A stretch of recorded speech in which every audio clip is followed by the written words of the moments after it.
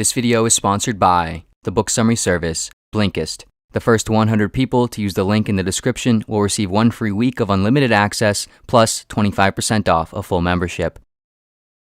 Positioned at the forefront of perhaps the most significant shift in Western history, having both predicted the cause and consequence, and going on to provide grandiose, revolutionary ideas as possible solutions, Friedrich Nietzsche is one of the most influential and significant thinkers of modern history. The particular crossroads that Nietzsche stands at is one where the primary path of Western religious faith began to crumble and cave in, leaving a massive empty crater at the end of life's suffering and what would seem like only one alternative path towards that of pessimism and nihilism. His life's work would undertake this newly emerging issue and attempt to forge a new third path away from both religious faith and nihilism and towards new meaning and human values. Nietzsche was born in 1844 in Saxony, Prussia, which is now part of Eastern Germany. He was born to a modest family living an ordinary, sheltered early childhood. His father, Karl Ludwig Nietzsche, was the town's Lutheran pastor, which would immediately immerse young Nietzsche into the Christian faith. However, simultaneous to being introduced to it, it would soon be challenged and tested, as his father, the same man who practiced and preached of God, was diagnosed with a terminal brain disease. For a year, his father suffered horribly and then died at the young age of just 35. And the following year, Nietzsche's younger brother, Ludwig, also died. This dichotomy of his religious foundation and early exposure to the irreconcilable, reasonless pain and suffering experienced by good, undeserving people would likely lay some of the groundwork for what would ultimately become the basis of Nietzsche's later work. Following a fairly somber, serious, and lonely childhood, Nietzsche would go on to study theology at the University of Bonn. Both in early schooling and university, he would show strong intellectual promise, excelling especially well in Christian theology.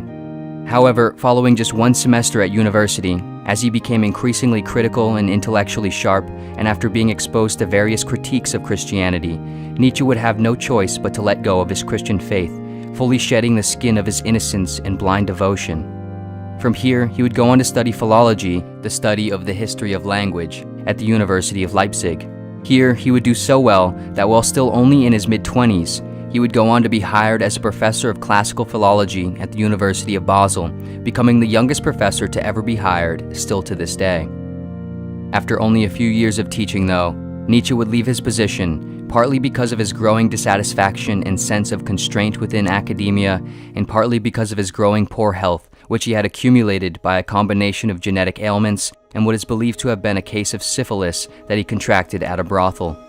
From here, he would go on to live a fairly isolated life, traveling around Europe, moving to and from different climates most suitable for his poor health, and living off his small university pension. He would live primarily and most notably in the Swiss Alps, where he would spend the majority of his remaining sane life. Throughout this time, in between spells of being bedridden by his ailments, a devastating failed love ordeal, degrading friendships and family relations, and depressive and nihilistic states, Nietzsche would spend most of his time walking, thinking, and writing, finding solace, meaning, and reason to continue through his pursuit of philosophy.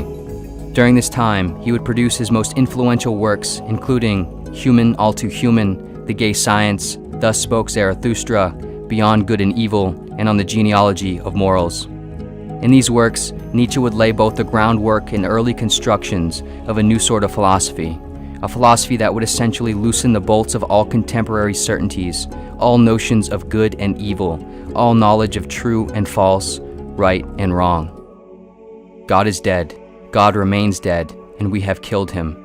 How shall we comfort ourselves, the murderers of all murderers?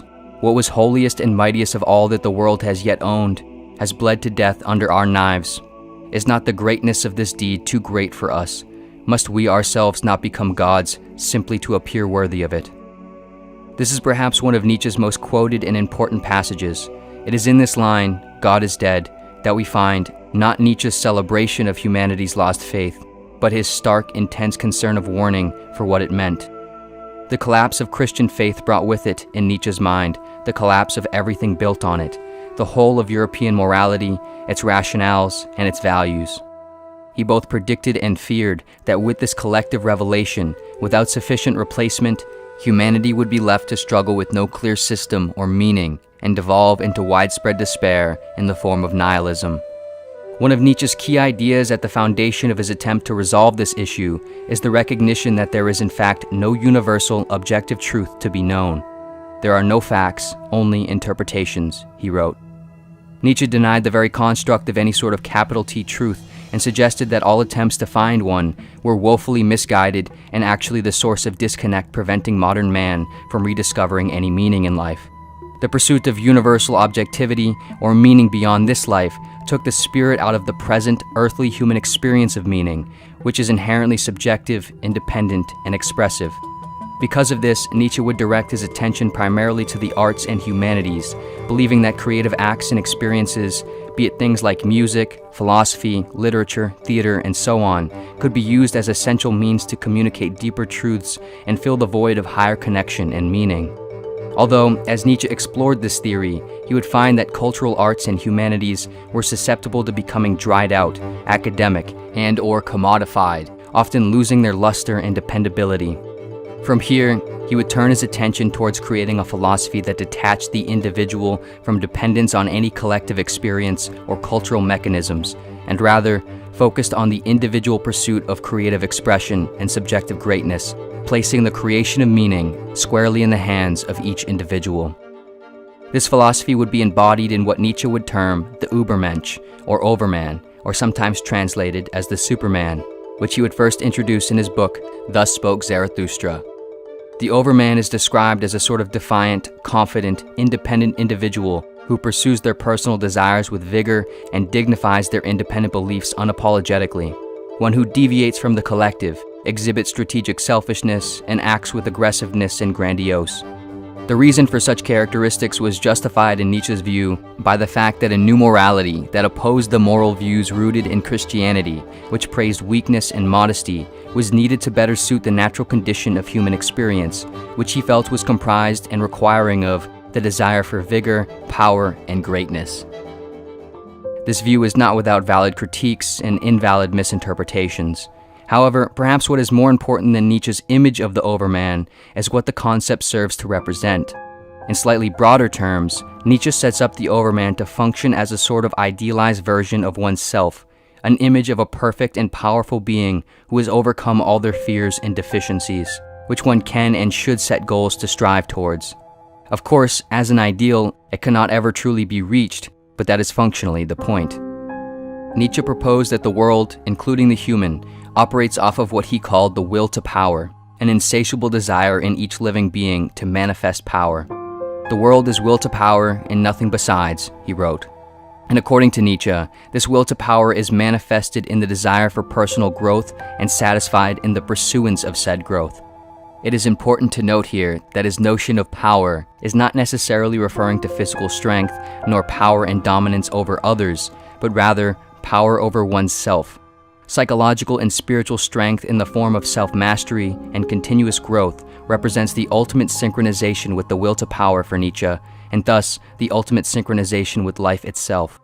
The desire and striving towards the ideal of the Overman serves as perpetual fuel to this process of self-growth, as one works through a continued cycle of self-dissatisfaction, self-improvement, and self-rediscovery over and over. For Nietzsche, this process, which he would term self-overcoming, is fundamental to answering and resolving the problem of meaning and value in life. So long as one establishes their goals of growth in the name of what they deem an idealized, life-affirming version of themselves, the process transmutes the suffering of life into something worthwhile and personally redeemable, a sort of alchemy of the spirit that affirms life in the face of its inevitable suffering. If we have our own why in life, we shall get along with almost any how, Nietzsche wrote.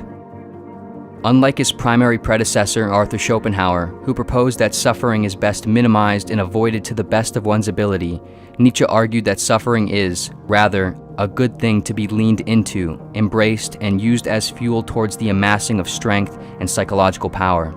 Life is in fact inevitable suffering, and so it is not a matter of if, but for what. The meaninglessness of suffering, not suffering itself, was the curse that lay over mankind so far, Nietzsche wrote. While continuing to write and live an increasingly isolated life in the mountains, still in the early stages of some of his most ambitious philosophical undertakings, Nietzsche would begin to show increasing signs of declining mental health. At 44 years old, after seeing a horse being flogged in a street by its owner, he experienced a mental breakdown, rushing over to the horse, hugging and consoling it, and yelling, "I understand you, I understand you." This strange episode, which marked his last moments out of apparent lucidity, appeared to be an act of complete contradiction to his own philosophy: pity, weakness, and compassion. Soon after, Nietzsche would dip into complete madness, eventually falling into a state of catatonia. One of the most powerful minds of modern history seemingly collapsed under the weight of itself. Whether the cause was organic, latent consequences to his contracted ailments, or the consequence of a mind that pursued too far into itself, becoming stuck on its way back out, is unknown. Before ever coming back out, in 1900, at the young age of 55, Nietzsche died of a stroke. During his lifetime, according to his own standards, Nietzsche might likely be considered a failure. Prior to losing his sanity, he had made very little of himself and saw very little, if not no success. His books didn't sell, and he never really garnered any notable respect or recognition. But following his death, of course, his work would take off, soon gaining massive notice, respect, and worldwide following, some of which unfortunately would lead to horrible, misguided, and ill-conceived applications. However, today, and more generally, Nietzsche's work remains potent, important, and redeemably ingrained in modern thinking. His quotes, aphorisms, and ideas echo through culture every day, both literally and symbolically. And so, in a fittingly ironic way, just how Nietzsche suggested that we must symbolically die throughout life so that we can get out of our own way and become who we really are, sometimes sacrificing ourselves, our personal preservation, health, or sanity in the process of something greater. Perhaps Nietzsche's life and death was just that, a process of self-overcoming, towards self-sacrifice, towards something greater. Of course, Nietzsche's ideas aren't without valid critiques, including this notion of self-overcoming, sacrifice, and greatness. Although his assessments and predictions of modern issues are arguably quite accurate, his resolutions aren't necessarily all-serving. Is suffering and the continual pursuit of desire and self-destruction in the name of growth towards an unattainable end goal really a good thing? And how can one see it as a good thing if they do not? How can one create a life-affirming interpretation of life if their interpretation of life is not affirming? In other words, if one sees life as negative or meaningless, to try to create goals or place themselves on such an interpretation only brings them back to square one, in need of some truth or meaning beyond themselves, something other than what one sees, has, or experiences, which they cannot have. And furthermore, if one does not agree with the initial premise that suffering is good in the name of progress, then the rest might merely be misdirection. Of course, being a philosopher whose work doesn't necessarily follow any linear or systematic structure and can even contradict itself at times, Nietzsche's ideas are open to multiple interpretations. And of course, all the aforementioned is merely a single, very brief one. And more importantly, seeing as how his philosophy caters to this open-ended nature and is arguably not a guide to think in a certain way, but rather a guide to think in one's own way, Nietzsche leaves us the space to, even if we disagree with him, do just as he did and pave a new direction for ourselves.